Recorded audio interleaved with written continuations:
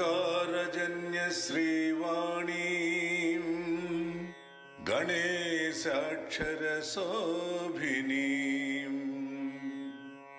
చతుర్వేదమయీ వందే వేద విజ్ఞాన వేదికా వేద విజ్ఞాన వేదికా.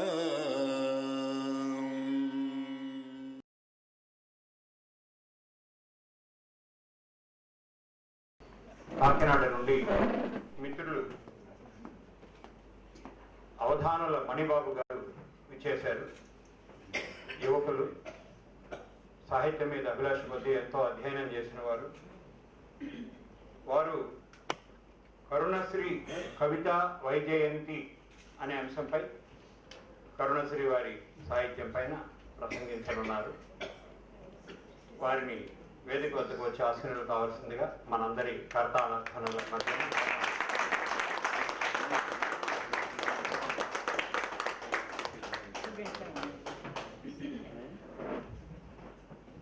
ముందుగా అందరికీ 71వ రిపబ్లిక్ డే శుభాకాంక్షలు, గణతంత్ర దినోత్సవ శుభాకాంక్షలు వేద విజ్ఞాన వేదిక తరఫున తెలియజేసుకుంటున్నాను.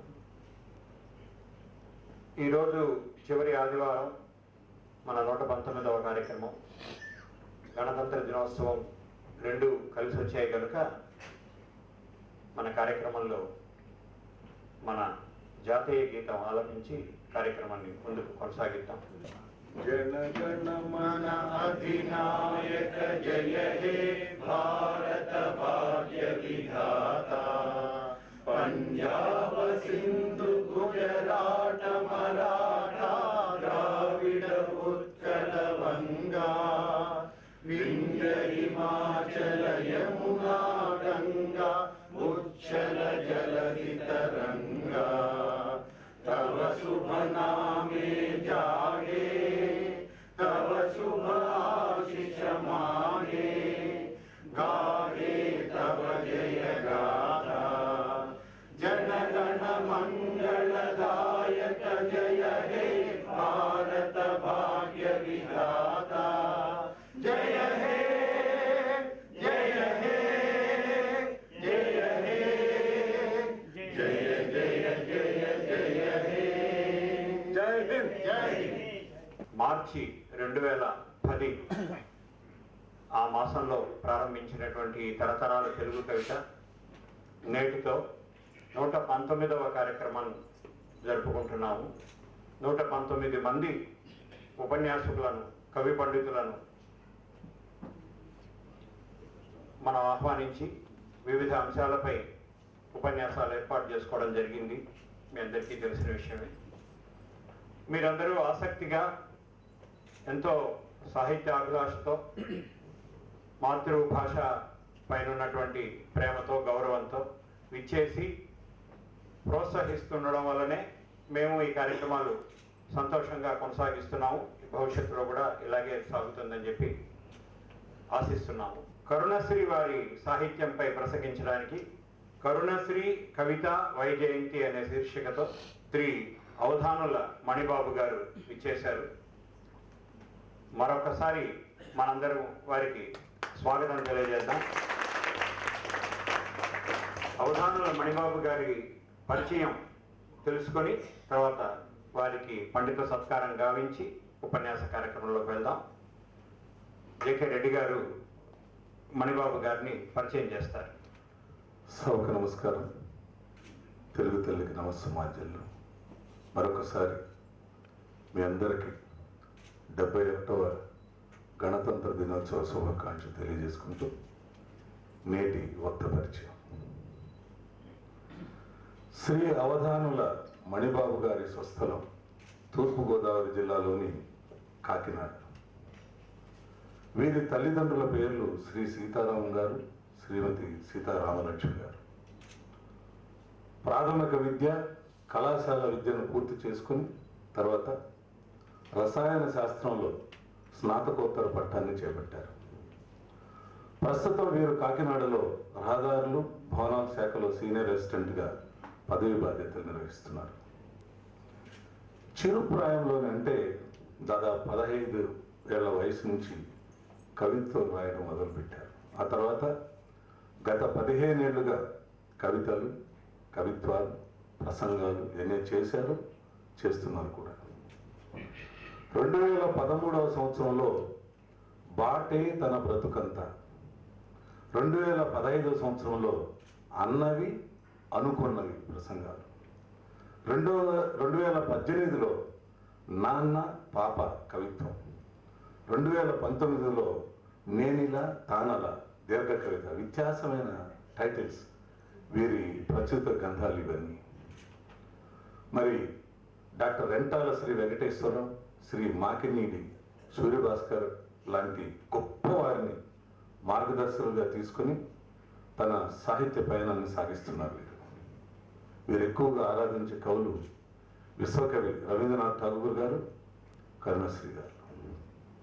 మరి వీరిని అలంకరించినటువంటి పురస్కారాలు 2016లో సంస్కృతి సమాఖ్య విజయవాడ వారిచే అద్దేపల్లి కవితా సృజన పురస్కారం, 2017లో సోమనాథ కళాపీఠం వారిచే పాలకుర్తి వారి పురస్కారం, 2018లో డాక్టర్ ఎస్ రామచంద్ర జాతీయ విమర్శ పురస్కారం, 2019లో బుద్ధవరపు చారిటబుల్ ట్రస్ట్ వారిచే దేవునిపల్లి కృష్ణశాస్త్రి స్మారక పురస్కారం. ఈనాడు కరుణశ్రీ కవితా వైజయంతి అనే అంశంపై ఈ తరతరాల తెలుగు కవిత ధారావాహిక 119వ ప్రసంగం చేయబోయే వక్త, కవి, విమర్శకులే శ్రీ అవధానుల మణిబాబుని మీ అందరికీ సగర్వంగా పరిచయం చేస్తున్నాను. మరి అలవాటుగా తెలుగు భాష మీద ఒక పద్యం. ఇది మా గురువు గారి దయ, శంకరరావు గారి దయ. కోట్లాది హృదయాల కొలువు కూటముగా ఇలనేలగల భాష తెలుగు భాష. కోట్లాది హృదయాల కొలువు కూటముగా ఇలనేలగల భాష తెలుగు భాష. కవి గాయకుల పాలి కల్పద్రుమముగా దీప్తులీనెడు భాష తెలుగు భాష. ఆవిరైపోయిన ఆశకు చివురులు మొలిపించగల భాష తెలుగు భాష. పొదుగెండిపోయిన మొదవు చన్నుల క్షీరమొలికించగల భాష తెలుగు భాష.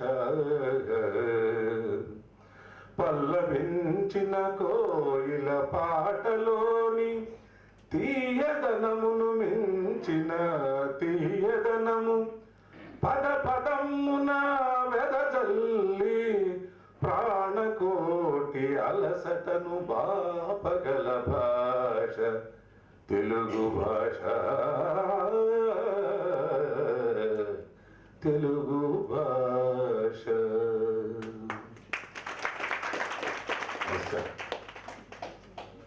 బాబు గారిని సత్కరించుకొని కార్యక్రమంలో ముందుకు సాగుదాం.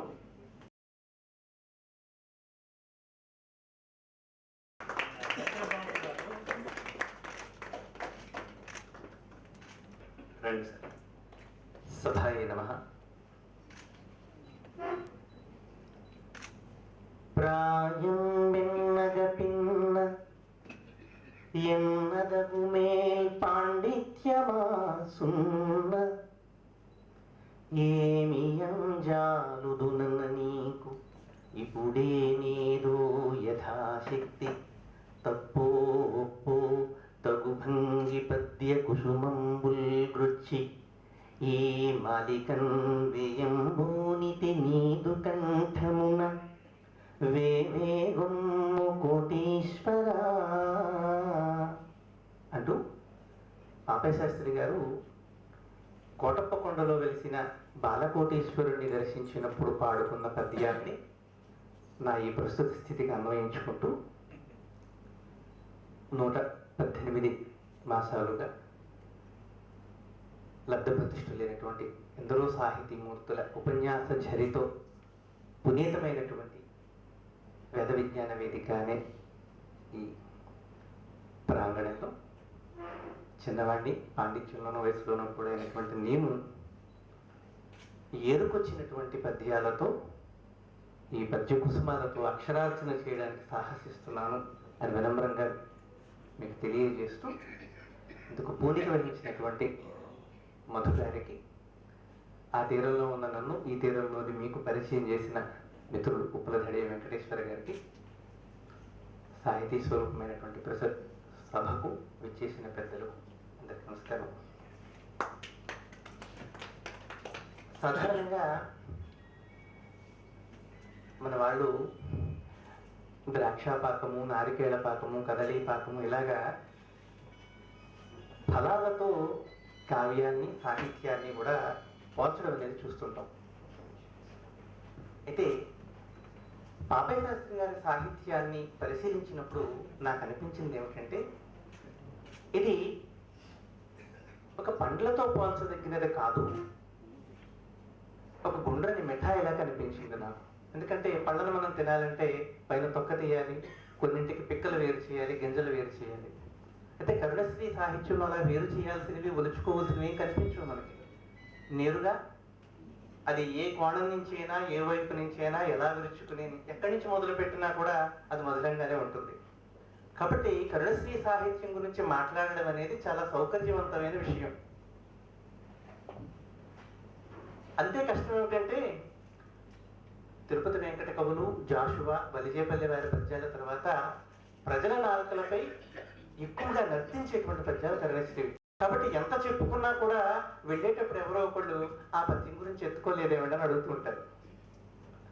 కాబట్టి నాకు ఇవ్వబడినటువంటి సమయంలో ఈ మిఠాయిని వీలైనంత మీకు పంచే ప్రయత్నం చేస్తాను.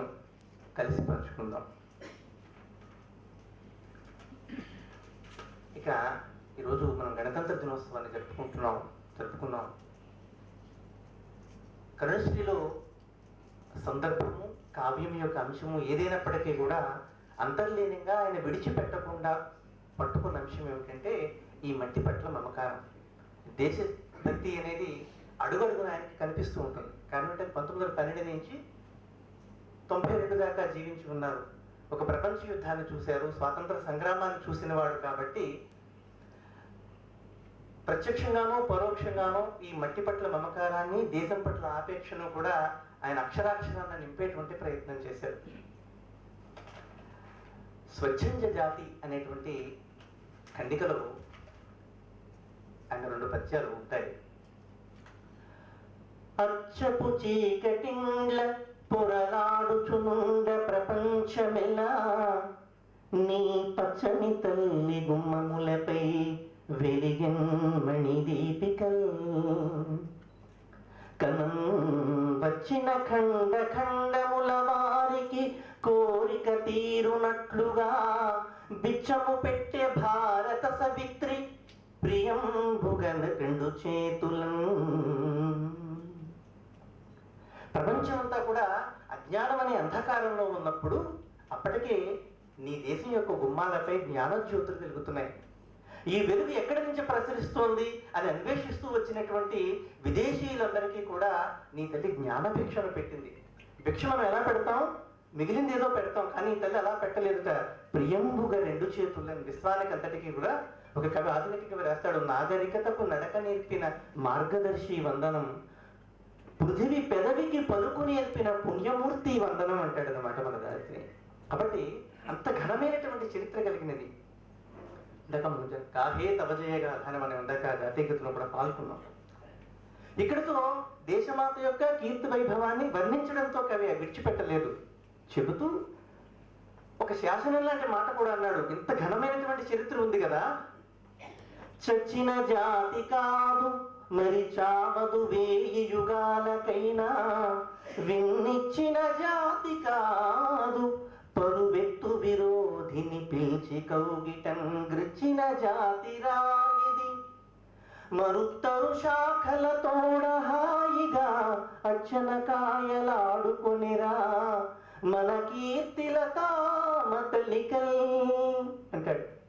మరుత్తురి శాఖలతో నీ కీర్తిలతలు, ఈ దేశపు యొక్క ఈ లతలు ఏవైతే ఉన్నాయో వాటితో ఆడుకుంటున్నాయి. అంత ఉన్నతమైనటువంటి చరిత్ర.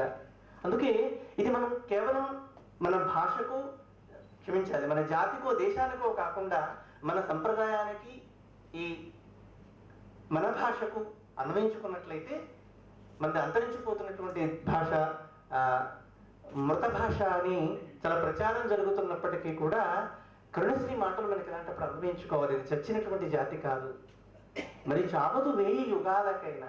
ఎందుకు చేస్తుంది? ఇన్ని వేల కిలోమీటర్ల తర్వాత పక్క రాష్ట్రంలో ఇన్ని సభలు మీరందరూ దిగ్విజయంగా జరుపుకుంటున్నాయని, ఈ భాష పునరుద్ధరణ కోసమనండి, వైభవం కోసమనండి మీరంతా కృషి చేస్తున్నారు అన్నప్పుడు కరుణశ్రీ యొక్క భావాలు సజీవంగానే ఉంటే ఎప్పటికీ ఇది చనిపోయేటువంటి జాతి కాదు, భాష కాదు. అది ఆంధ్ర భాష కావచ్చు, మన భారతీయత కావచ్చు, దేశానికైనా రాష్ట్రానికైనా అన్వయించుకుంటూ.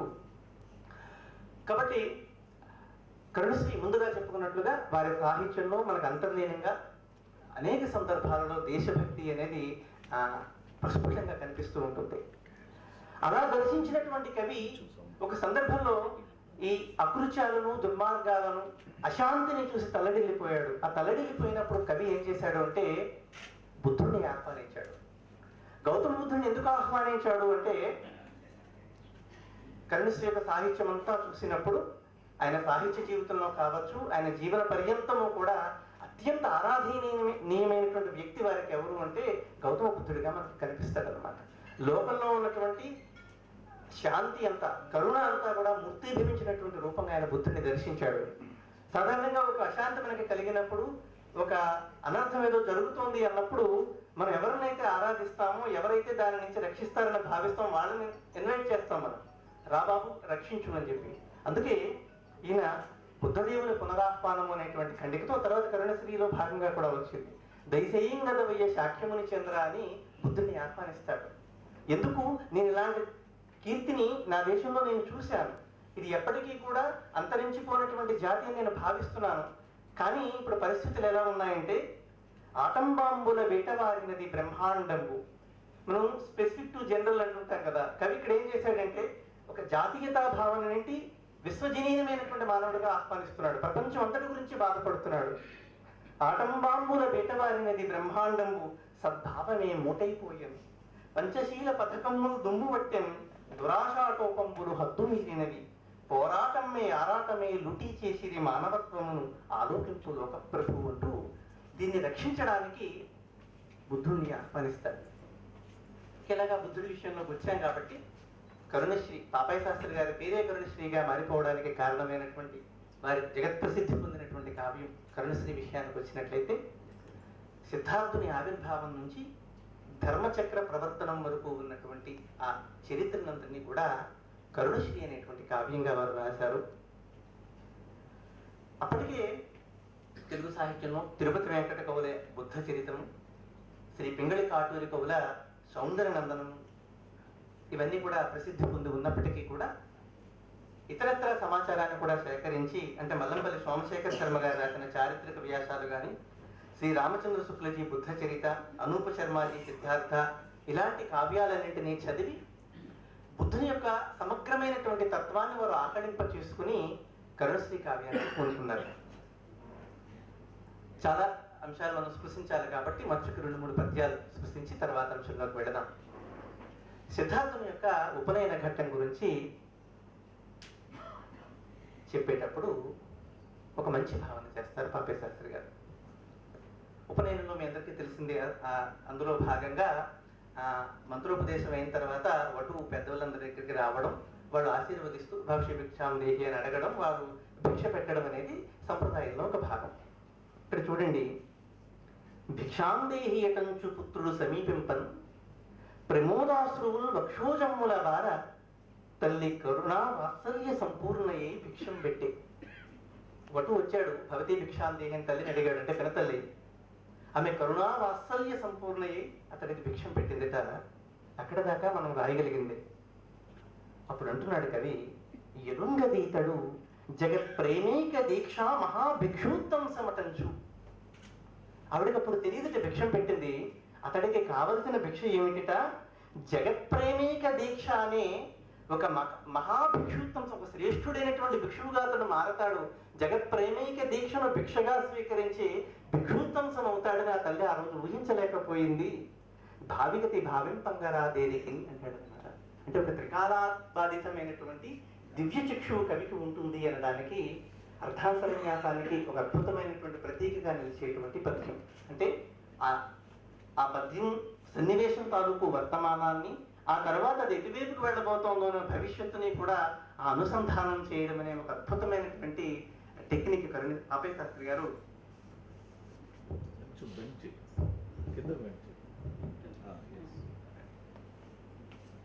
ఇది ఉపనయన ఘట్టం. కథ కొంచెం నడిచిన తర్వాత అంతర్వాణి అనేటువంటి భాగంలో, అంటే సిద్ధార్థుడు యవ్వన దశకు చేరుకున్నాడు. అప్పుడు కవి సిద్ధార్థుని యొక్క అంతర్వాణి అతనికి బోధిస్తున్నట్టుగా చెబుతున్నప్పటికీ కూడా కవి మనందరికీ బోధిస్తున్నాడు.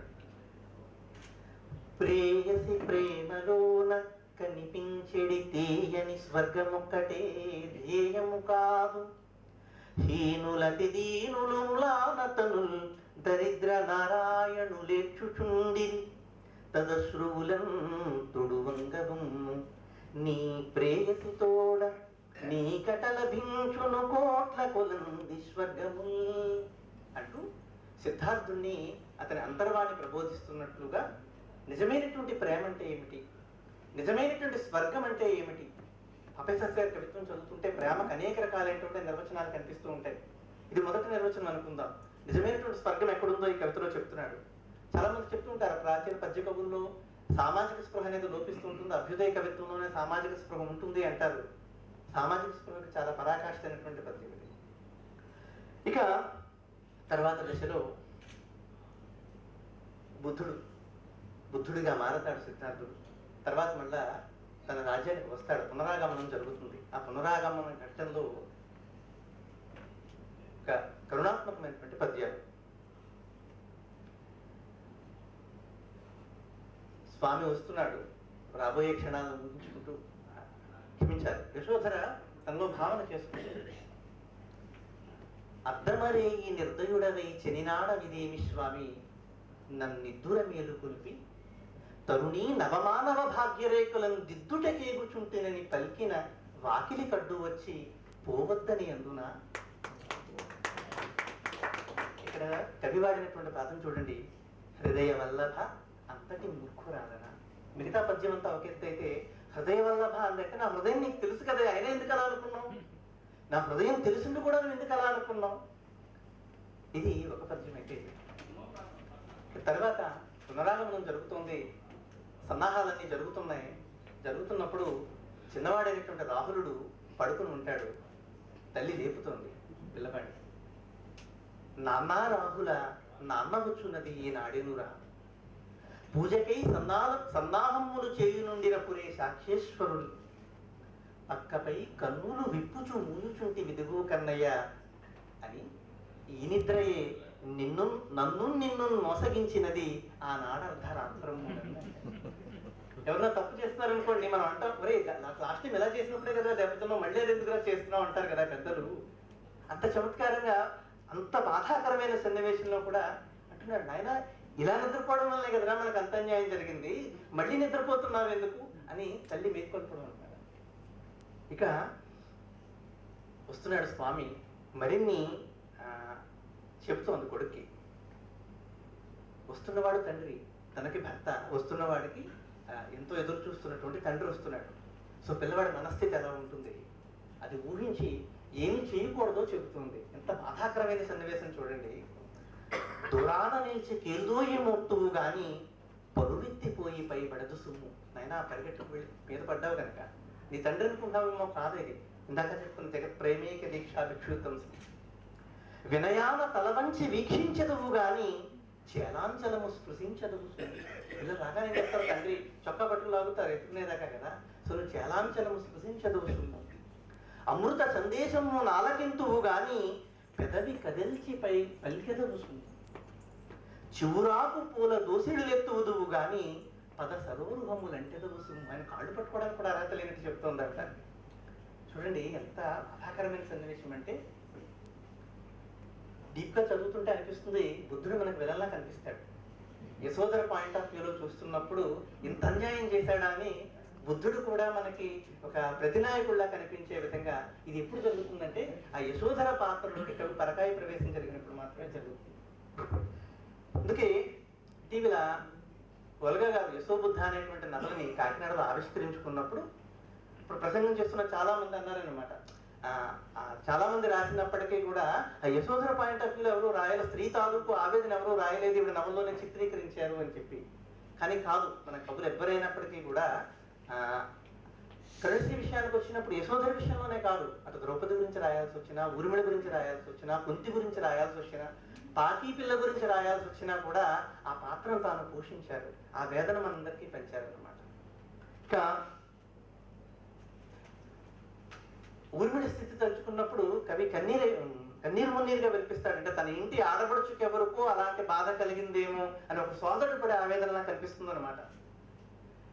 అంటే సీతాదేవిని కూడా కాస్త కోపం కలిగేలా అనిపిస్తుంది, కాస్త అసూయ కలిగేలా అనిపిస్తుంది అనమాట ఊర్మిళ పద్యాలు చదువుతున్నప్పుడు. అంటాడు, రమణుడు చెంత నుండిన అరణ్యములే అపరంజి మేడలో, రమణుడు లేక మేడలే అరణ్యములో. సీతాదేవి ఏం పోయింది, అడవి పడిందన్న మాట కదా, భర్తతోనే ఉంది కదా. నువ్వు అంతఃపురంలో ఉంటే ఏముంది, భర్త లేకుండా ఉన్నావు కాబట్టి నిజమైన వనవాసం నువ్వే చేసుకున్నావు అంటాడు అనమాట. అని భర్త వెళ్ళొస్తాననగానే నువ్వు అడ్డు చెప్పకుండా సరే అని పంపించావు చూసావా, డగ్గుత్తిక తోడ నీలి కనుగొనుకుల బాష్పకణములు ఆపుచున్ చిత్తమటన్న నిన్నుగన చిత్తము నీరగునమ్మ ఊర్మిళ అంట. చిత్తము అని సరేనండి అన్నాం చూసావా, ఆ దృశ్యం తలుచుకుంటే నా చిత్తము నీరైపోతుందమ్మా అంటాడు.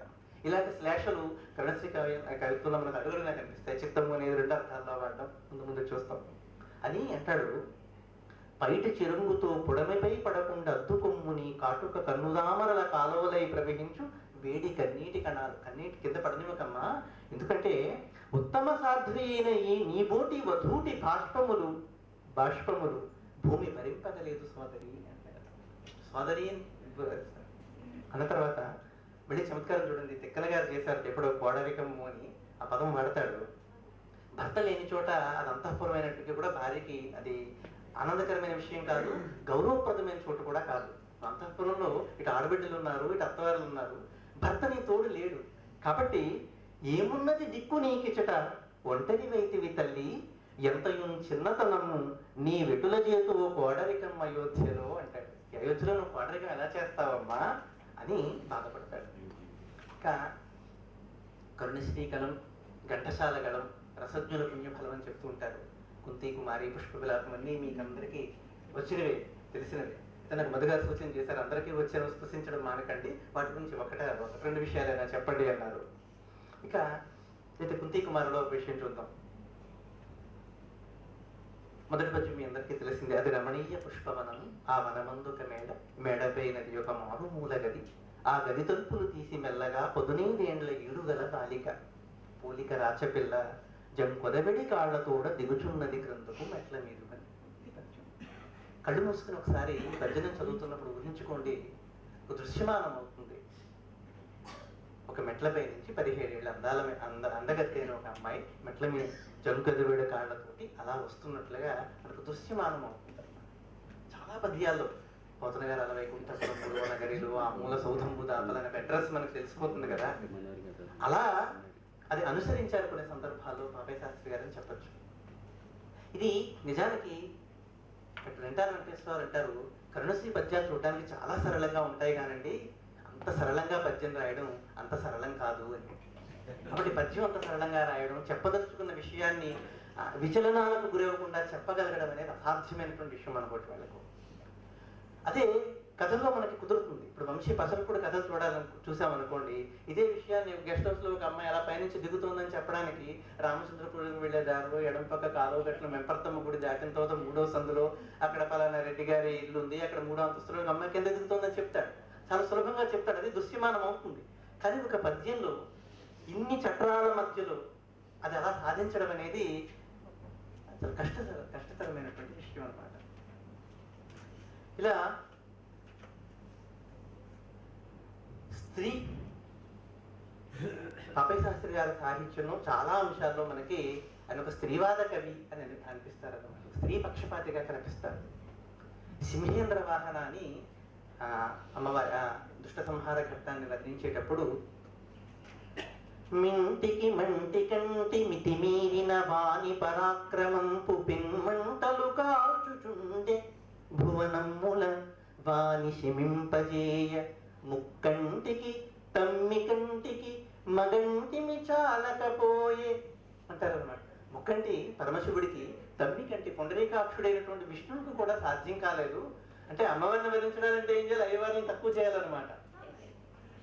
లలితా శాస్త్రం కూడా చెప్తుంది కదా, కరాంగుడి నఖోత్పన్న నారాయణ దశాకృతి. విష్ణు శాస్త్రం చదివినప్పుడు నారాయణ దశాకృతి విష్ణువు చాలా గొప్పవాడిగా కనిపిస్తారు, కానీ లలితా శాస్త్రానికి వచ్చేటప్పటికి కరాంగుడి నఖోత్పన్న నారాయణ దశాకృతి అమ్మ నీ గోటి చివరి నుంచి 10 అర్థాలను పుట్టే అంటాడు అనమాట. కాబట్టి మనకి ఒకటి పెంచాలి అన్నప్పుడు ఒకటి తక్కువ చేసి చూపించాలి. పెద్ద గీత గీస్తేనే పక్క గీత చిన్నదిగా కనిపిస్తుంది. కమంటాడు అనమాట, ముక్కంటికి తమ్మి కంటికి మగంటిమి చాలకపోయేవాడు, మక్తను సరిపోలేదమ్మా, కాబట్టి ఆ జగత్కంటకు దృంచి లోకముల గావగదే జగదేక మాతృక అని అందరూ కూడా అభ్యర్థిస్తే అమ్మవారి రంగంలోకి దిగినట. ఇది అమ్మవారి గురించి వర్ణిస్తే పాకి పిల్ల గురించి ఏమన్నాడు? చీపురు నొక్క చేత ఒక చేతను చింపిరి గంపబూని ఈ పాపపు కుప్పలు చెదవు బాలిక చీతరలేదె సుంత నీ ఓపిక చూచి మెచ్చి తలయూచు జగత్పిత కన్ను గుల్కులన్ తేపకు తేపకున్ బయలుదేరునవే నులివెచ్చ బాష్పముల్. నేను సృష్టించిన వాడు కూడా బాధపడుతున్నాడమ్మా అంటాడనమాట పాకి పిల్ల గురించి చెప్పి. అని చివరిలో ఒక మాట అంటాడు, పాకీదానిగా ఆడిపోసుకును ఈ పాపిష్ఠి లోకము నీ బాకీ తీర్చుకొనంగలేదు జగదంబ జన్మ జన్మాలకు అంటాడు. బాకీ పిల్ల జగదంబ అని సంబోధిస్తాడు అనమాట. అది ఒక సమదర్శనం అనేది సాధించడం అనేది కవికి ఉండాల్సిన ప్రాథమికమైనటువంటి లక్షణం. అందమే కూడా అంటాడు కదా, బ్రహ్మం ఒక్కటే పరబ్రహ్మం ఒక్కటే పాటు. ఆ సమదర్శనం సాధించగలిగినటువంటి గొప్ప కవికి పాపే శాస్త్రి గారు. ఇందాక మనం చెప్పుకున్నట్లుగా సమాజ స్పృహని విస్మరించి కవితారచన చేయలేదు కరుణశ్రీ.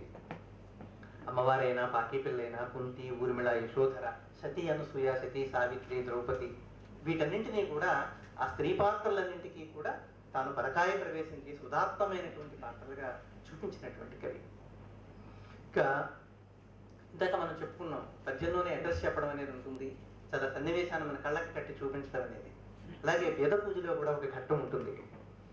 వారలు పెద్ద పెద్ద ధనవంతుల బిడ్డలు మంచి మంచి బలగారపు పూల బుట్టలను గైకుని పోయి ముందుగానే అందరూ వెళ్ళిపోయారయ్యా అని నేను ఎక్కడి నుంచి వచ్చానో చెప్తున్నాడు. మా బూరుగు చెట్టు కింద పడిపోయిన గోడల పూరిపాకలో దూరిన లేత వెలుగులకు దుప్పటి నెత్తితి అమ్మలేపగలను అంటాడు అన్నమాట. అంటే సన్నివేశాన్ని అలా అలా కళ్ళకి కట్టినట్టు దృశ్యమానం చేయడం అనేది వారు సాధించినటువంటి గొప్ప విజయం. అందుకే ప్రజల నాంకలపై ఈనాటికి కూడా అలా సజీవంగా ఉండడానికి కారణమవుతుంది.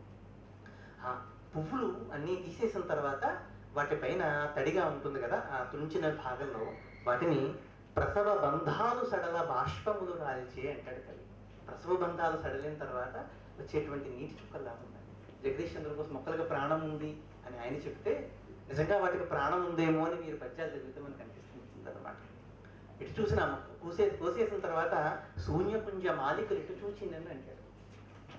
ఇక పుష్ప విలాపం మీ అందరికీ తెలిసిందే. అయితే నేను ఒక పూల మొక్క కడ నిలిచి చివాలున కొమ్మ వంచి గోరానెడునంతులున విరులన్నీయు జాలిగా నూళ్ళు విప్పి మా ప్రాణము తీతూ ఆయనచు బావురుమన్నవి కృంగిపోతి నా మానసమందుతో తడుకుమన్నది పుష్ప విలాప కావ్యమే. పాపశాస్త్రి గారికి ముందు ఎవరు కూడా పువ్వులు కోయలేదా? ఆ కోసిన ప్రతిసారి కూడా అవి ఎప్పుడు మా ప్రాణము తీతువా అని బాధపడి ఉండవా? ఉండే ఉంటాయి. న్యూటన్కి ముందు చాలాసార్లు యాపిల్ పండు కింద పడడం చాలా మంది చూశారు. కాబట్టి కానీ అందులో గురుత్వాకర్షణ అనే ఒక ఫినామినా ఉందనే విషయం న్యూటన్ మాత్రమే మనకు చెప్పాడు. అలా పాపయ్య శాస్త్రి గారికి ముందు ఎన్నో వేల శతాబ్దిగా సృష్టి ఆరంభం నుంచి పువ్వులు కోసిన ప్రతిసారి అవి మా ప్రాణము తీతువా అని అరిచే ఉంటాయి. ఆ అరుపు ఏ కవి పట్టించుకుని ఉండడంతే, లేదా ఇలా మానసమందు ఏదో తడుక్కుమని మిగతా వాళ్ళకి అని ఉండదంతే. కరుణశ్రీ గారికి అది అంది అలా అనడం మన తెలుగు వారి అదృష్టమైంది. పుష్ప విలాపం రూపంలో ఒక ఖండిక మనకు లభించింది అనమాట. ఇంకా తన స్వతంత్రతని హరిస్తే తట్టుకోలేనటువంటి ఒక అభ్యుదయ తత్వం పాపయ్య శాస్త్రి గారిలో కనిపిస్తుంది. ఒక భావకవిగా కనిపించినప్పటికీ కూడా తీవ్రంగా తన స్వతంత్రాన్ని అణిచివేసినప్పుడు ప్రతిఘటించేటువంటి తత్వం పాపయ్య శాస్త్రిలో కనిపిస్తుంది.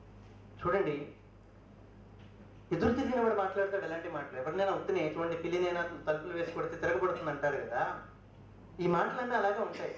ఎవరైనా కొట్టి నేను ఏం చేశానయ్యా అంటాడు కదా. పువ్వులు అడుగుతున్నాయి, గాలిని గౌరవింతుము సుగంధము పూసి, సమాశ్రయించు భృంగాలకు విందు చేసదము కమ్మని తేనెలు, మిమ్ము బోంట్ల నేత్రాలకు హాయగూర్తుము, స్వతంత్రుల మమ్ముల స్వార్థ బుద్ధితో తాళము త్రుంపబోవకము, తల్లికి బిడ్డకు వేరుసేతువే అంటాడు. మేము మా బతుకులు మేము బతుకుతున్నామా, నీ జోలికి రాలేదు, ఎందుకు మమ్మల్ని ఎలా చేస్తున్నావు, ఒక ఆవేదన కనిపిస్తుంది.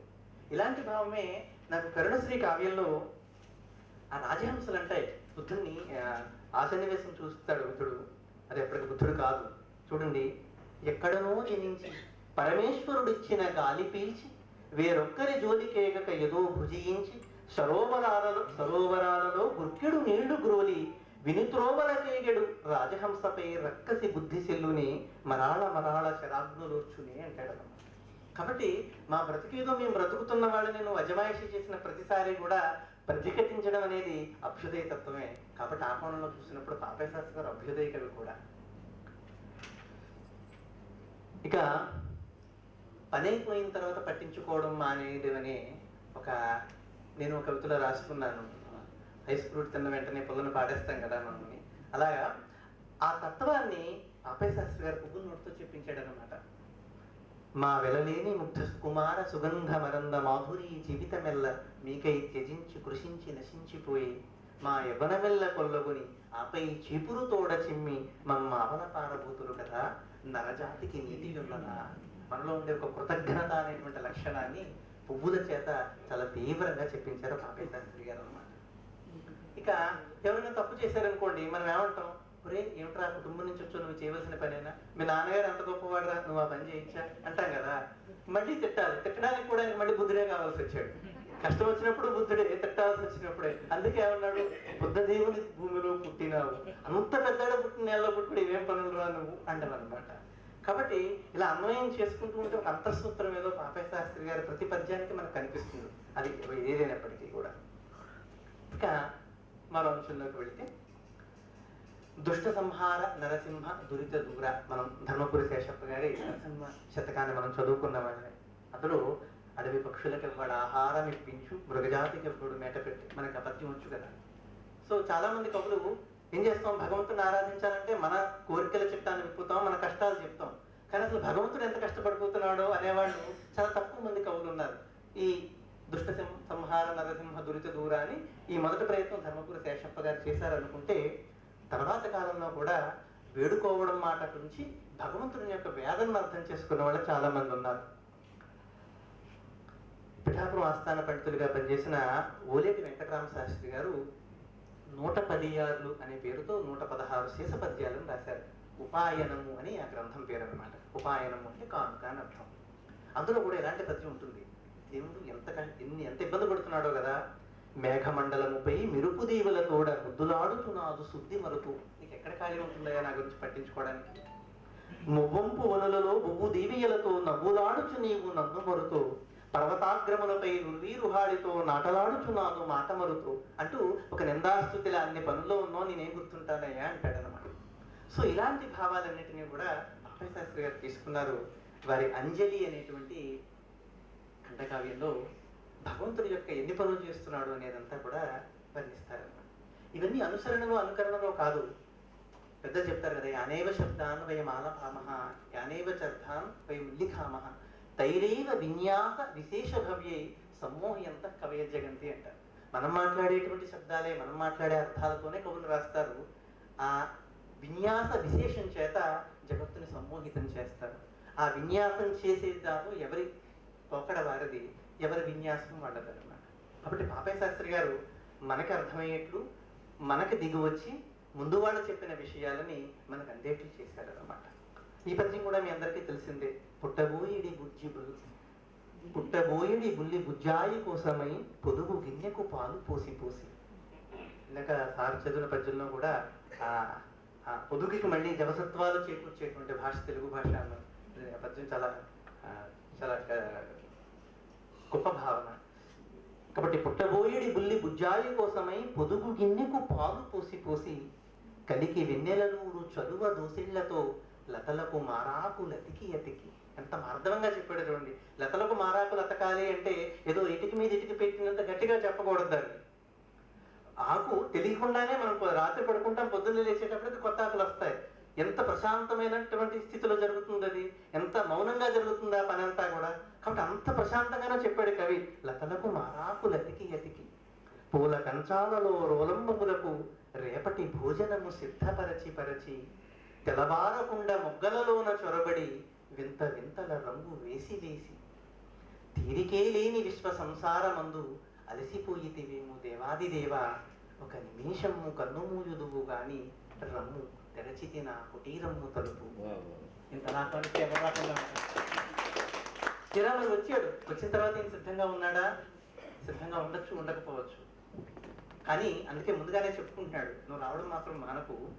కూర్చుండ మా ఇంట కురిచీలు లేవు నా ప్రణయాంకమే సిద్ధపరచనుండి. పాద్యమ్మునిడ మాకు పన్నీరు లేదు నా కన్నీళ్లతో కాళ్ళు కడుగనుంటి. పూజకై మా వీట పుష్పాలు లేవు నా ప్రేమాంజలులే సమర్పింపనుంటి. నిజంగా పూలున్నా కోయిడీనే, ఎందుకంటే వాడు బాధ తెలిసినవాడు కదా, ప్రేమాంజలులే ఇస్తాడు. నైవేద్యమిడ మాకు నారికేళము లేదు హృదయమే చేతికందీయనుంటి. నూటు రానీయనున్నంతలోన నీకు రమ్ము దయసేయు ఆత్మపీఠము పైకి అమృత చరిచిందు నీ పదాంకముల యందు కోటి స్వర్గాలు మలపించుకుంచు తండ్రి అంటూ ఆహ్వానిస్తాడన్నమాట. ఇంకా చెప్తాడు ఎన్ని పనులు చేస్తున్నాడో దేవుడు. లోకాల చీకట్లు పొకార్ప రవిచంద్ర దీపాలు గగనాన తిప్పలేక దేవుడు తిప్పుతున్నాడు అటు ఇటు కూడా. జగతిపై పడవచ్చు జలరాశి కెరటాలు మామూలు మేరకు మడువలేక. చూడండి, కెరటం ఉత్తుంగ తరంగంగా వస్తుంది, మరి వచ్చేటప్పుడు అలా ఎందుకు ఉంగిపోతుందంటే పాపం భగవంతుడు పైన ప్రతిదానాలు నొక్కి పెడుతున్నట్టు అలా అలా తిరిగేలా కరువులాగా. సరే, ఇక్కడ మళ్ళీ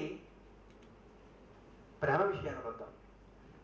ఒక రకంగా ఇవన్నీ చేయడానికి కారణం ఏమిటంటాడంటే ఒక అంతులేనటువంటి ప్రేమ, పరమాత్మకు మనపై ఉండేటువంటి అంతులేనటువంటి ప్రేమ మళ్ళీ అక్కడికి తీసుకొస్తాడు. ఈ ప్రేమ మహిమచే ఈ భావుని చక్ర విరుసు లేకుండానే తిరుగుచుండు అంటాడు.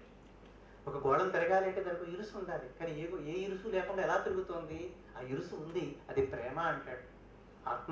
పరమాత్మకి మనపై ఉండేటువంటి ప్రేమతోనే తిరుగుతోంది అంటాడు అన్నమాట.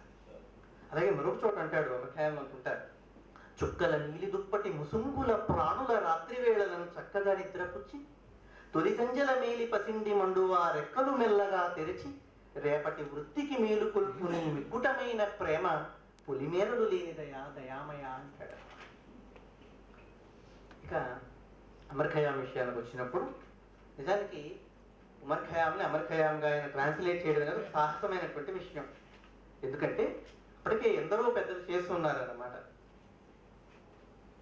రాయపురం సుబ్బారావు గారు కానీ, దువ్వూరు రామిరెడ్డి గారు, అలాగే ఆదిపట్ల నారాయణదాసు గారు, బూర్గుల రామకృష్ణారావు గారి వ్యాసాల రూపంలో రాయడం అంటే ఉమర్ ఆదిషా నుంచి నిన్నామున కత్తేపల్లి రామ్మోహన్ రావు గారి దాకా కూడా రకరకాల పేర్లతో దీన్ని అనువాదం చేశారు. అయితే వీటన్నింటి ఒక ఎత్తు అయితే కరుణశ్రీ గారి అమర్ ఖయాం కూడా అంతలా నిలబడింది. కారణం ఏమిటంటే ప్రఖ్యాత విమర్శకులు చెప్పినట్లుగా అభియోగము, అవహేళన, ప్రేమ, సౌందర్యము, తత్వం అనే ఈ 5 భాగాలుగా ఉమర్ ఖయాంని విభజించుకుని ప్రతి భాగాన్ని కూడా సంతృప్తికరంగా పూర్తి చేసినటువంటి కవిత పాపయ్య శాస్త్రి గారు అంటారన్నమాట. మిగతా వాళ్ళు కొన్ని సందర్భాల్లో ఉమర్ ఖయాంని కేవలం ఒక సౌందర్యాన్ని చూసే వ్యక్తిగానో, ఒక విలాస పురుషుడిగానో చూసినట్లయితే ఒక పరమ ఆస్తికుడిగా పాపయ్య శాస్త్రి గారు దర్శించాడు. భగవత్ ప్రేమ కలిగినటువంటి ఒక వ్యక్తిగా ఉమర్ ఖయాం దర్శించారు పాపయ్య శాస్త్రి గారు. ఇందులో కొన్ని పద్యాలు వీరిని 3 విభాగాలు చేసుకున్నారు. ప్రణయిని, ప్రపంచము, పరమేశ్వరుడు. ప్రణయిని అని ప్రేయస్తో మాట్లాడినట్టు ఉంటుంది. తర్వాత ప్రపంచము, పరమేశ్వరుడు అనే 3 విభాగాలు చేసుకుని 142 పద్యాలు రాయడం జరిగింది. ఇందులో ఒక పద్యం చూడండి. నీ ఒకవేళ ముందు మరణింతువయ్యేది. ఇది ఎత్తుగడ. ప్రేయస్తో ప్రియుడు అంటున్నాడు. అంత దమ్మె ఎవరికైనా ఉంటుందా నువ్వు ముందు చచ్చిపోతే అని భార్యతో కానీ ప్రేయస్తో కానీ అనగలడా? పాపయ్య శాస్త్రి గారు అర్పించారు. నీ ఒకవేళ ముందు మరణింతువయ్యేది. ఇక్కడ కూడా మళ్ళీ అడ్రస్ చెప్తారు ఆవిడ ఎక్కడికి వెళ్తుందో. మధు పరిపూర్ణమౌ దేవుని తోటలో పడుచు తీవలు దిద్దిన పూలబాటలు కోవెల ప్రక్కగా వకుడ పుంజము చాటున వేచేయుండు. నువ్వు వెనక ముందు వెళ్ళిపోతే నాకన్నా కంగారు పడకు. మధుప్రపూర్ణమైన దేవుని తోట చెప్పకనే చెప్తున్నాడు. ఆమె యొక్క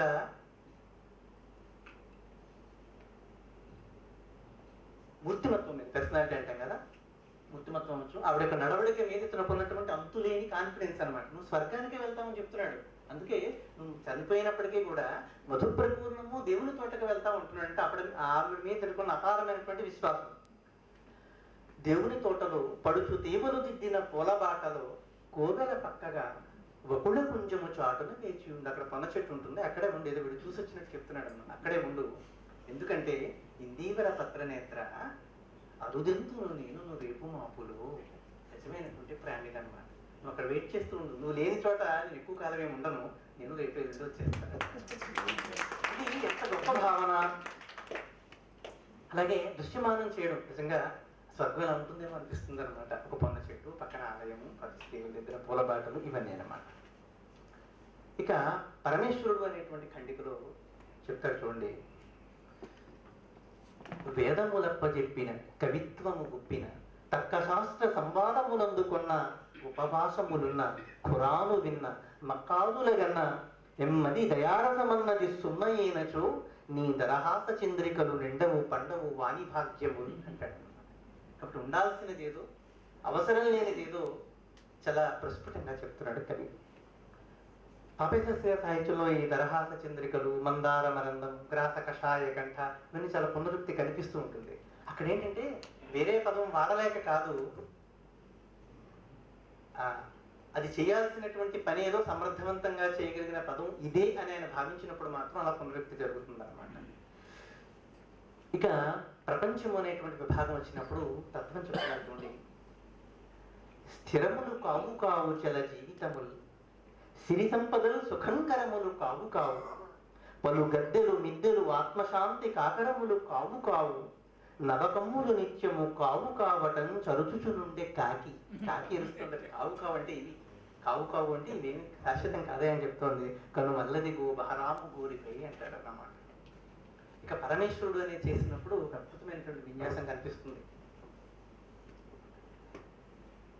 కవి చెప్పుకుంటాడు, ఆడుట మోజే కాళ్ళు కదలాడవు నలుగురిలోన, తీయగా పాడుట వేడుకే గళము పల్కదయా 10 మంది ముందు. ఎందుకు నేనెడను కొమ్మచాటున వసించుడు పక్షిని, నీడను నన్ను నీడకు తెచ్చి దుమికింపకు మీ పలుగు ఆకులను ప్రభు అని ప్రార్థిస్తాడు. మళ్ళీ చెప్తున్నాడు దేవుడు చేసే పనులు ఏమిటి అనేది చెప్తున్నాడు చూడండి. ఎప్పుడు భానుబింబమును నీ దివిటి వెలిగించినావు, తానెప్పటి కాలిపోయి. దివిటి ఎప్పుడు వెలిగించావే, ఎప్పటికీ ఆరటం లేదు, పొగ ఏర్పడు కుడిగట్టదింత, నీ త్రిప్పిన మంటి బొంగరమిదే క్షణమాగదు. ఈ బొంగరం ఎప్పుడు తిప్పొదిలేస్తావు, ఇది ఆగటం లేదు, అలా తిరుగుతూనే ఉంది. గిర్రు గిర్రు మన చెప్పటి కట్టులే తిరుగు అని నీ కరలాఘవం ఏమిటో ప్రభు అంటాడు. నీ చెవితో అది వెలిగించి వదిలేసావు, అది అలా వెలుగుతూనే ఉంది. ఇది తిప్పి విడిచిపెట్టావు, ఇది తిరుగుతూనే ఉంది. ఏం హస్తలాఘవం అనేది అంటున్నాడు. అది పోతన గారు పెంజీకటి కవ్వలని ఎవ్వడు అన్నాడు చూసారా, అలాంటి భావం కనిపిస్తుంది. ఇవ్వలమే విరుంగుదము ఇవ్వల కవ్వలనేమి ఉన్నదో ఎవ్వనికైన శక్యముగునే వచింపక, మా అశక్తతం తవ్వుల నీలిమబ్బు పరదా తెరచాటున దాగి చూచు, నీ నవ్వుల చప్పుడు ఇప్పుడు వినంబడుచున్నదయా మహోదయ అంటాడు. మమ్మల్ని ఇక్కడ తోసేసో మేమేదో చేసుకుంటున్నాం, ఆ పైనుంచి మావన్నీ చూసి నవ్వుకుంటాం కదా, అప్పుడప్పుడు ఆ నవ్వులు వినపడుతున్నాయా అంటాడు అన్నమాట. ఆ వినగలగడం కూడా భక్తి కావాలి, అందరూ వినగలగలేరు అంటూ మరో చోట అంటాడు. తెలతెల వారు వేళ తెరతీయక తీయక పక్షి సంతతులు కలకల కూలు వేళ, పైగ్రమ్మిన మబ్బులు వానచింపులను జలజల రాల్చు వేళ, సహజముగా స్వప్నములు స్తనంధయులు కిలకిల నవ్వు వేళ, తిలకింతును నీ సొగసులు జగత్ప్రభు అంటాడు. పరమాత్మను చూడాలంటే వేరే చోటకు వెళ్ళక్కర్లేదు, వీటన్నింటిలోనూ ఉన్నాడు. మనకు నమ్మకం చమకం రుద్రం కూడా ఇవే చెప్తాయి కదా, అందులోనూ నువ్వే, ఇందులోనూ నువ్వే, ఇందులోనూ నువ్వే. మళ్ళీ ఆధ్యాత్మిక ప్రసంగం అయిపోతుంది. అన్ని చోట్ల పరమేశ్వరుడే ఉన్నాడని చెప్తారు కదా. కాబట్టి ఆ సారం అంతటిని కూడా పద్యాలుగా ఇచ్చిన వాడు అన్నమాట. వెన్నెలలో ప్రభాతమున విచ్చిన పువ్వుల చిత్రచిత్రము వన్నెలలో, వయారముగా వంగిన చక్కదనాల చుక్కలో కన్నెలలో, ప్రతీచి అధికస్థలి కన్నుల విందొనర్చు ఆ కొన్నెలలోన. ప్రతీచి అధికస్థలి అంటే పశ్చిమ దిక్కులో నుదురు భాగం. భాగం అనుకోవచ్చు, లేదా అది అక్కడ వస్తున్నటువంటి కురన్నెల అన్నాడు, అప్పుడే ఉదయించిన చంద్రుని కురన్నెల అన్నాడు. వాటన్నింటిలో కూడా నువ్వు కనపడుతున్నావు స్వామి అంటున్నాడు. అని చిత్రంగా చూడండి ఎంత వినమ్రంగా అంటున్నాడు. వేసము వేసి పంపితివి వేదిక మీదకు, పాడువేళ నా మీసము జారిపోయి విషమించే పరిస్థితి, ప్రేక్షకులు పరిహాసము చేయనుండిరి, రహస్యముగా తెరవేయమంచు నీ కోసము చూసి తిన్, కసరు ఇదెక్కడి దర్శకత్వము అంటే పరమాత్మ యొక్క ఆశీస్సు లేనివాడి పరిస్థితి ఎలా ఉంటుంది? ఇలా ఉంటుంది. నిజంగా పరమాత్మని యొక్క కృప ఉన్నవాడికి ఎలా ఉంటుంది? ఇలా ఉంటుంది. నన్ను మెడబట్టి గెంటితివి నాటక రంగము పైకి, చేతకాదని బతిమాలుకున్న విననైతివి, కన్నులు విప్పి సభ్యులను కనుగొనినంత కాళ్ళు వడకం దొడగెను, సరికొత్త నర్తనం అనుకుని చప్పుటలు చరిచిరందరూ చాలు తెరదించుము ప్రభు అని. అడిగిపోయి నా కాళ్ళు ఉడికితుంటే ఈ నాట్యం ఏదో బాగుందంటే అప్పట్లో కొడుతున్నారు వాళ్ళందరూ. ఈ మోసం ఎక్కువసేపు నిలవలేమో, తెరచించే స్వామి అని కోరుకుంటున్నారు అన్నమాట. ఇంకా పోతన ఒక రకంగా చెప్పాలంటే ఇప్పుడు మెటాపోయిటరీ అని చెప్తున్నారు. ఒక కవి ఏ కవికి అయినప్పటికీ కూడా కవిత్వం ఎలా ఉండాలి, కవిత్వం అంటే ఏమిటి అని తనదైన ఒక భావన ఉంటుంది, ఒక నిర్వచనం తాను రాసుకుంటాడు. తాను రాసిన ప్రతి కవితని కూడా ఆ నిర్వచనానికి లోబడి ఉందా, తాను విధించుకున్న చట్టాల్లోనే తాను ఉన్నానా అని ఎప్పటికప్పుడు మూల్యాంకనం చేసుకుంటూ ఉంటాడు. పాపయ్య శాస్త్రి గారు కూడా అలా రాసుకున్నారేమో అనిపిస్తుంది. కవిత్వం అంటే ఎలా ఉండాలి, ఆయన కొలుచుకోవడానికి ఒక ఏమైనా మీటర్ పెట్టుకున్నారా అన్నప్పుడు పోతన గారి కవిత్వంతో ఆయన ప్రతిసారి తూచుకున్నారేమో, పోల్చుకున్నారేమో అనిపిస్తుంది అనమాట. అందుకే పోతన ఎంతగా ఆరాధిస్తారంటే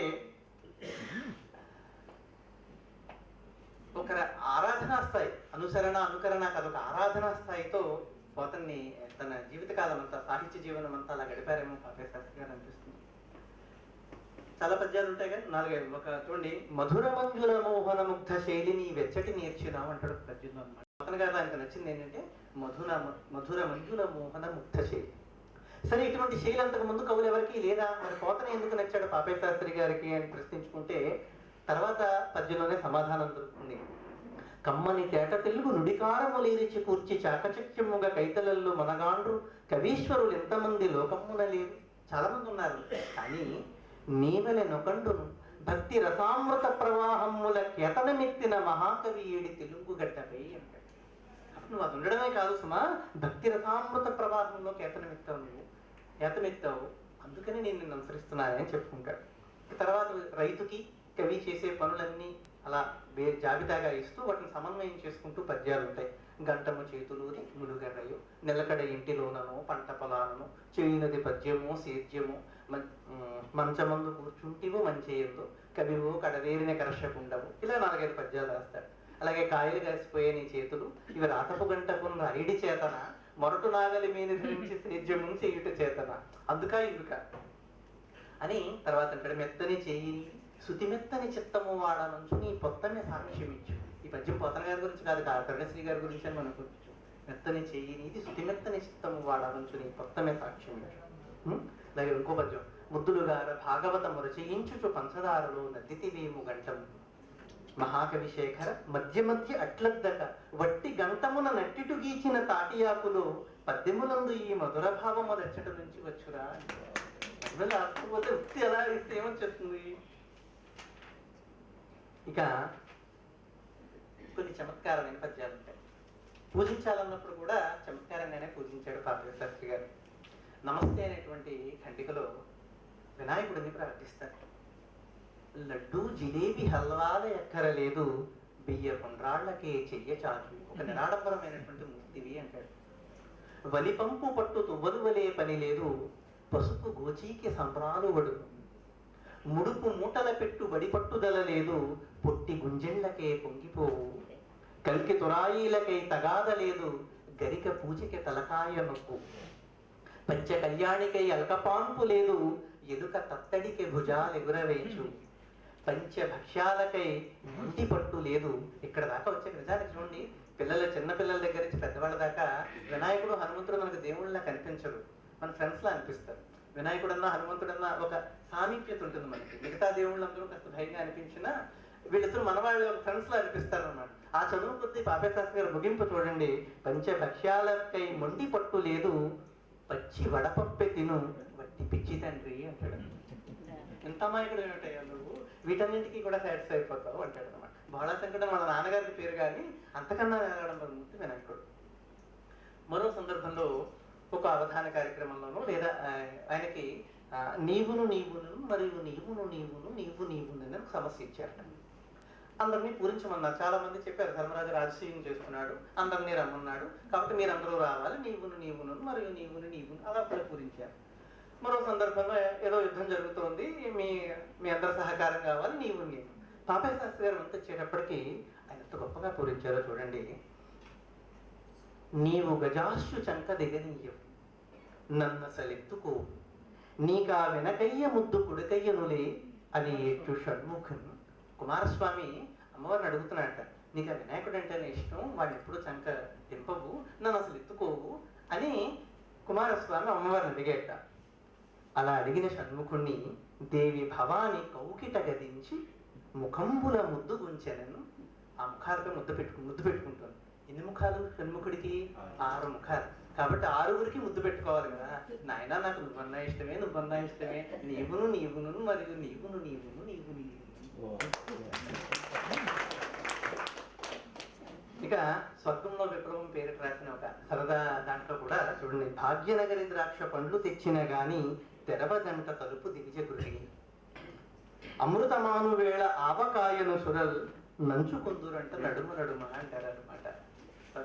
అమృతం తాగేటప్పుడు కూడా సురులు ఆవకాయను మధ్య మధ్యలో నంచుకుంటారంట, వాళ్ళకి చాలా ఇష్టం అని చెప్తారు అనమాట. తెలుగుదనం వంటి దెయ్యందనము లేరు, తెలుగు కొబుల వంటి ఘనులు లేరు, తెలుగు తల్లి సాధు జనకల్పవల్లిరా లలిత సుగుణజాల తెలుగు. ఇంత పెద్ద పెద్ద పద్యాలే కాకుండా చాలా చిన్న పిల్లలకు కూడా అర్థమయ్యేలా ఇది నువ్వు అని చెప్పినటువంటి కవి. ఇక ఆనందలహరి అని నేను ప్రారంభంలో చదివినటువంటి పద్యం బాలకోటీశ్వర శతకంలో షకార ప్రాసతో ఒక పద్యం రాశారు. మోక్షాధ్యక్ష కృతాంత శిక్ష భవ సమ్మోహాబ్ధి నిర్మగ్న సంరక్షాదక్ష కటాక్ష వన్హి శశి మార్తాండాక్ష భక్తావళి సాక్షాత్ కల్పక వృక్ష దర్పక విపక్ష దంతి దైత్యేంద్ర హర్యక్ష. చూడండి, దంతి అంటే ఏనుగు, దంతి దైత్యుడు అంటే గజాసురుడు. ఆ గజాసురుడికి హర్యక్ష వందిత సిద్ధ సాధ్య సురయక్ష బాలకోటీశ్వర అని షకార ప్రాసతో రాశారు అనమాట. అందుకే అనుప్రాస విన్యాసం తప్పిస్తుంది. సినారే అంటారనమాట, ప్రతి చాలా మామూలుగా సరళంగా అనిపించినప్పటికీ కూడా ప్రతి పదం కూడా ఔచిత్యాస్పదంగా ఉంటుంది. ఆయన శబ్ద మర్మజ్ఞుడే కాదు లక్ష్యార్థ విధుడు అంటాడనమాట. వ్యంగ్య నిక్షేపణ దక్షుడు కూడా అని సినారే అంటారు. పచ్చి చూడండి, ఎత్తో కొండల సంచరింప తమరెంతేడెస్సినారో ప్రభు. దేవుడి మీద బాధ చూపిస్తున్నాడు ఆయన. స్వామి ఎప్పుడు చూసినా ఎత్తైన కొండల మీదే తిరుగుతూ ఉంటావే, ఎంత అలసిపోయావో కదా. చిత్తం వీడకు రండి, ఇత్తునిదే నువ్వు వస్తే ఏం చేస్తామంటే నా చిత్తంపు నిత్తమ్మి పూమెత్తని, నా చిత్తం అనే మనస్సు అనేటువంటి పూమెత్తనిస్తాను నేను. మెత్తగా ఒత్తుగిల్లు, అక్కడ కాసేపు మెత్తగా ఒత్తిగిల్లు. కూర్మిన్ భక్తి పూబోనిచే, భక్తి అనే పూబోని చేత ఒత్తింతు తమ పాద పద్మములు బాబు బాలకోటీశ్వర అంటాడు. అలా ఆస్వాదిస్తారు. మరో చోటు అంటాడు, ఆడాడం తిరుగాడనేటికి దొర ఆయాసము నీకు, ఎందుకు అలా తిరుగుతూ ఉంటావు? నాదోడెందకుట అరణ్యం ఉన్నదిట. ఇక్కడ నా మనస్సు అనేటువంటి ఒక అరణ్యం ఉంది. నీ ఔత్సుఖ్యమిందీర వేటాడం వచ్చును ఈర్ష్యా రోష కామాదులని. నువ్వురా, నీకు వేటాడడానికి లోపల బోల్డని జంతువులు ఉన్నాయి. వేటాడం వచ్చిన క్రూర జంతువులను ఈర్ష్యారోష కామాదులను రేడా ఆదికిరాత భిక్షు మృగధారి బాలకోటీశ్వర అంటూ ఆహ్వానిస్తాడనమాట. ఇక్కడెక్కడ వీటిలో పాల్కురికి సోమనాథుడి గారి భావనలు కనిపిస్తాయి, శ్రీనాథుడి తాలూకు పోకడలు కనిపిస్తాయి. వీటన్నింటికీ ఆద్యుడైనటువంటి ఆదిశంకరాచార్యుల యొక్క స్తోత్రంలో ఉన్నటువంటి భావాలన్నీ మనకి కనిపిస్తాయి. కానీ అక్కడ ఉన్నటువంటి పరమాత్మని మన దగ్గరకు తెచ్చినటువంటి కవి. ఆ రకంగా ఆయన చాలా విజయవంతమయ్యారు, మనల్ని చాలా పునీతుల్ని చేశారు అని చెప్పుకోవచ్చు. శంకర్ల వారిది నీకుందీటకు వేల్పులెన్న భోనానీకంబులో లేరుగా, నాకుందీటకు నలుపులెన్నగ జగన్మధ్యంబులో లేరుగా, ఇలాంటి భావన దగ్గర మనకు ఆదిశంకర్లు కనిపిస్తూ ఉంటారు. నీ దాసుడ నీవు నా దొరవు తండ్రి 100 జన్మాలకు, నేనీ భక్తుడు నీవు నా పతివి తండ్రి 1000 జన్మాలకు, నేనీ బిడ్డను నీవు నా పెతపు తండ్రి జన్మ జన్మాలకు, నీనా చుట్టరికం అఖండముగు తండ్రి బాలకోటీశ్వర అంటే. మళ్ళీ ఇవన్నీ ఆయన మీద వేసేస్తాడు, నేను నాకు సంబంధం లేదయ్యో అని చెప్పి, నీ వాడించెడు తోలు బొమ్మలము తండ్రి పుణ్యము పాపము నీ వాడించెడి భంగినాడెదము, మా నేరంబు లేశంబు లేదు. మళ్ళీ ఆ వేళను మమజూచి దండధరుడు ఏ ఆర్భాటములు చేయును. మళ్ళీ అక్కడికి వెళ్ళిన తర్వాత చిట్టా వింటూ నువ్వు చేసామంటారేమో. మరి ఆ వేళను మమజూచి దండధరుడు ఏ ఆర్భాటములు చేయును, దేవా పిమ్మట మమ్మునన్న పని లేదే బాలకోటీశ్వర అంటారు అనమాట. ఒక ఆత్మసమర్పణ మళ్ళా శరణాగతిని కోరడం అనమాట.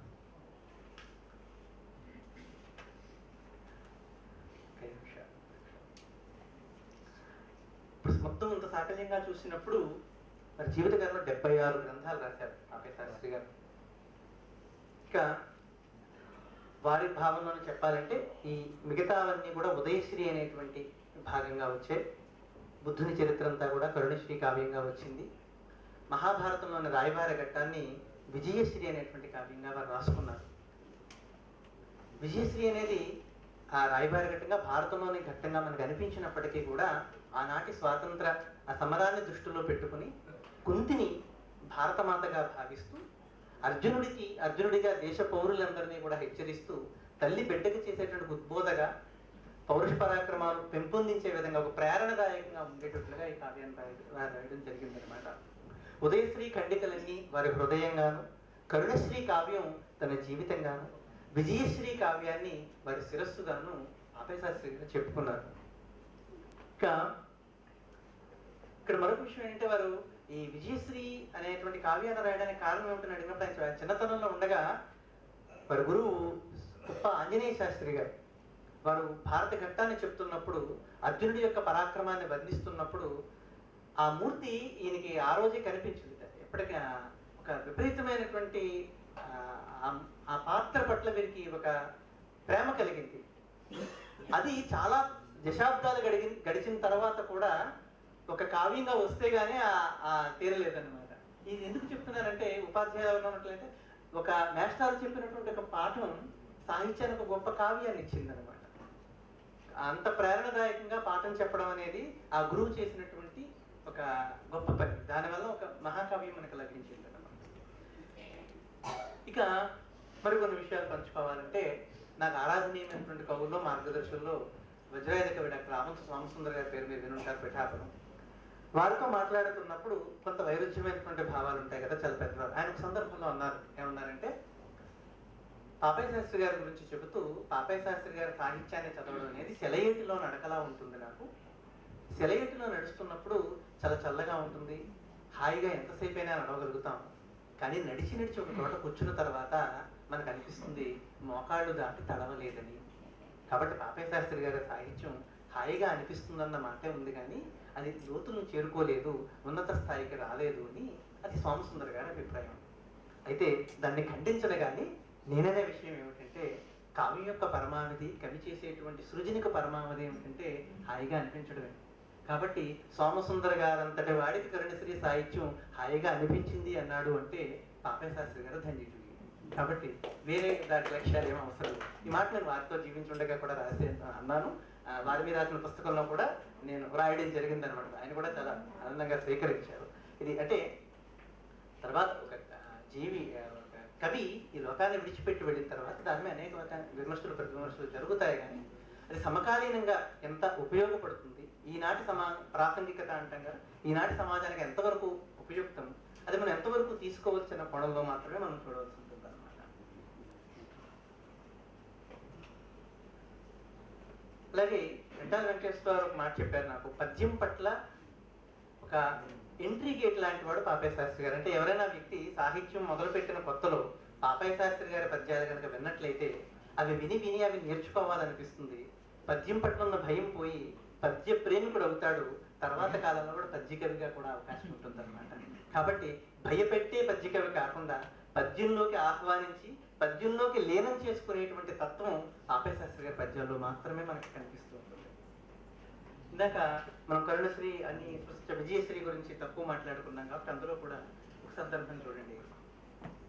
ఎమ్మన్నాడైదూళ్ళు భీష్ముడు గురుండేదో విధిన్ సంధి కానిమ్మన్నాడు. విచిత్ర వీర్య తనయుండెలా విరోధము పోనిమ్మన్నాడు. అటు మీద కర్ణుని మొగం వీక్షించి పొందేమి కోపమన్నాడు సుయోధనుడు అనంగు తమ్ములు రొమ్ములు పింపగన్ అన్నాడు. మాట్లాడుకున్నట్టు ఉంటుందన్నమాట. 4 భాగాలుగా చేసేస్తే ఒక్కొక్క పాత్ర ఒకటి చెప్పుకుంటూ వెళ్ళొచ్చు అనమాట. భీష్ముడు ఎమ్మన్నాడు, గురుండి ఏదో విధంగా సంధి కానివ్వండిరా అన్నాడు. విచిత్ర వీర్య తనయుడు అంటే ధృతరాష్ట్రుడు ఏమన్నాడు, ఎలా విరోధమో పోనిమ్మన్నాడు. కర్ణుడి ముఖం చూసిన తర్వాత వాళ్ళ సోదరులందరూ గర్వించే విధంగా ఏమక్కర్లేదని చెప్పారు. మామూలు సాధారణమైన ఘట్టాన్ని కూడా ఇంత అందంగా మనం 2-3 సార్లు చదివితే మనకు బట్టి వచ్చేస్తుంది అనమాట. అంత అందంగా రాసినటువంటి కవి. మాట ఎలా ఉండాలో తెలిసినవాడు పాపయ్య శాస్త్రి గారు, అందుకే పద్యం అలా ఉంటుంది. మాట ఎలా ఉండాలో పిల్లలకి చెప్తాడైనా. కోకిలమ్మ చేసుకున్న పుణ్యం వేమి, కాకి చేసుకున్న కర్మమేమి, మధుర భాషణమున మర్యాద ప్రాప్తించు లలిత సుగుణజాల తెలుగు బాల. సో నాలాంటి వాడికి అర్థం అయ్యే విధంగా అంత సింపుల్ గా రాశారు. మీలాంటి వాడి కోసం ఎలా చెప్పాడు? మాట ఎలా ఉండాలంటే, కలువలు పూచినట్లు, చిరుగాలులు చల్లగా వీచినట్లు, దేవలు తలలోచినట్లు, పసిపాపలు చేతులు సాచినట్లు, క్రూవలపులు లేచినట్లు, చెలువల్ చెలువమ్ముగా చూచినట్లుగా, పలుకుట పూర్వ పుణ్య పరిపాకముగాదే తలంచి చూడగన్. కాబట్టి పూర్వపుణ్య పరిపాకం పూర్తిగా ఉన్నవాడు పాపయ్య శాస్త్రి గారు అయితే మనకి కూడా ఎంతో కొంత పుణ్యం ఉండబట్టే ఆ కావ్యాలని కవిత్వాన్ని మనం చదువుకోగలిగాం అన్నమాట. ఇంకా ముగింపుకి వస్తాను. ఈనాడు మనం శీర్షిక ఏం పెడదామన్నప్పుడు వెంకటేశ్వర గారు మధుగారితో చర్చించి కవితా వైజయంతి పేరిట ఒక దీర్ఘమాలిక రాశారు. ఒక పెద్ద సుదీర్ఘమైనటువంటి పద్యం పోతుమెరుంగురు పెద్దన గారు రాసినట్లుగానే రాశారు. దాని పేరు కవితా వైజయంతి అని పెట్టారు. అదే ఈరోజు మనం ఉపన్యాసానికి కూడా శీర్షికగా పెట్టుకున్నాం. పాడేందుకు ప్రయత్నం చేస్తాను. దోసెడు పారిజాతములతో హృదయేశ్వరి మెల్లమెల్లగా దాసిన భంగి. సృజన అనేది ఎలా ఉండాలి, కవిత్వం అనేది ఎలా ఉండాలి? దోసెడు పారిజాతములతో హృదయేశ్వరి మెల్లమెల్లగా దాసిన భంగి, మేలిమి కడాని వరాలు కరాలు వచ్చి కన్నుసిన భంగి, కన్నె నగుమోముపయన్ నొను సిక్కు మొక్కకైసేసిన భంగి, అందముల్ చిందెడి నందన వాటి వెన్నెలల్ కాసిన భంగి, జానపద కాంతలు రాట్నము మీద దారముల్ తీసిన భంగి. లోతుగా చూస్తే రాట్నము మీద దారం తీయడంలో అనేది ఒక జాతీయతాభావం. మళ్ళీ స్వాతంత్ర జరుగుతోంది రాట్నం మీద. అది కూడా అవకాశం ఉన్న చోటల్లా చూపించిన వాడు అనమాట. క్రోవలపు లేక శకుంతల తామరాకుపై వ్రాసిన భంగి, పెండ్లి తలబ్రాల్ జవరాల్ రవంత నిక్కిపై పూసిన భంగి. ఈ దృశ్యాలన్నీ ఎంత సౌందర్యాత్మకంగా ఉంటాయో, ఎంత ఆనందకరంగా ఉంటాయో కావ్యం కూడా అలా ఉండాలంటున్నాడు.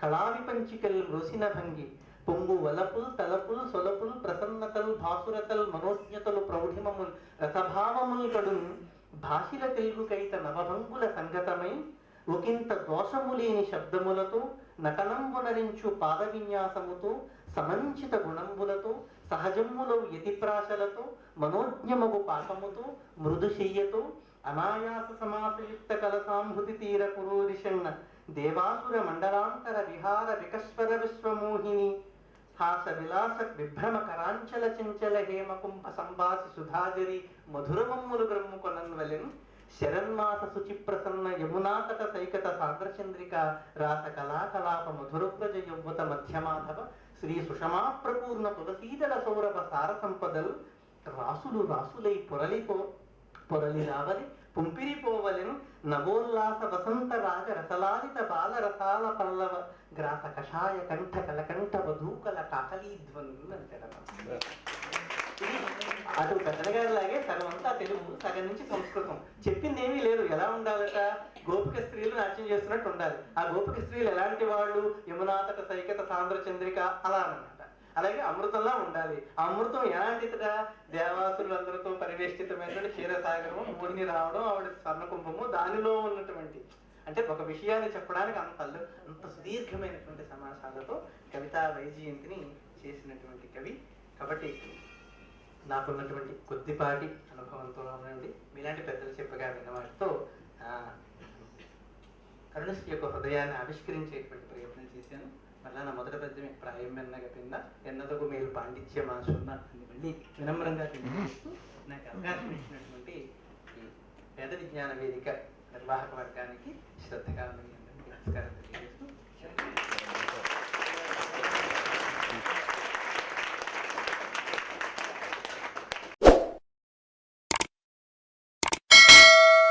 దయచేసి లైక్ చేయండి, షేర్ చేయండి మరియు సబ్స్క్రైబ్ చేయండి.